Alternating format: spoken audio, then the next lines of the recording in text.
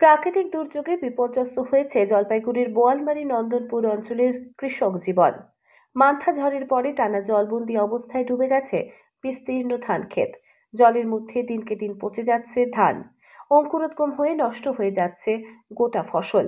আর সেই ভাঙা আশায় পেটের জ্বালায় আজ কাঁচা ধান কেটে আনতে বাধ্য হচ্ছেন এলাকার কৃষকেরা। নন্দনপুরের চাষি মিনা রায় আক্ষেপের সুরে বলেন, জলের মধ্যে শুয়ে পড়েছে ধান গাছ, পচে যাচ্ছে, গন্ধ বেরোচ্ছে, ধান থেকে অঙ্কুর বেরিয়েছে। তবুও কিছুটা রক্ষা পাবো এই আশা নিয়ে কাঁচা ধান কেটে আনছি। এতটাই আর্থিক ক্ষতির মুখে পড়েছি যে উপায় নেই।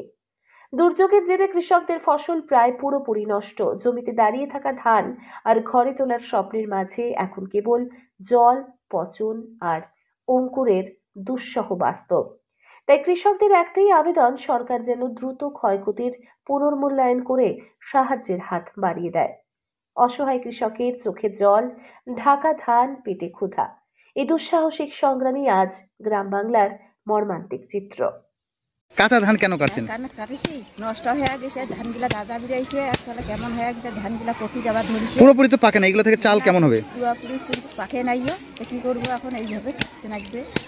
আচ্ছা, এই যে ধানটা জলের মধ্যে পড়েছিল, এই ধানটা উঠে আনছেন, এটা কি চাল বের হবে? কেমন হবে চাল?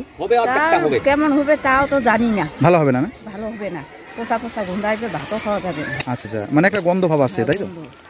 এই মুহূর্তে মানে কিছুটা পাওয়ার আশা জমি থেকে তুলে আনছে, তাই তো? হ্যাঁ। এখন তো দেখা যাচ্ছে যে জমির মধ্যে অনেক ধানই পড়ে রয়েছে, সেগুলো কি কাটবেন? হ্যাঁ, ওগুলোও কাটবো। ধান কি পচে যাচ্ছে ইতিমধ্যেই? হ্যাঁ, পচে যাচ্ছে। কি পাও তোলা আছে বুঝি। আচ্ছা, কি বলবেন, সরকারের কাছে কি সাহায্যের আবেদন করবেন? করলে তো ভালোই হয়, মানে সাহায্য করলে ভালো হয়। হ্যাঁ।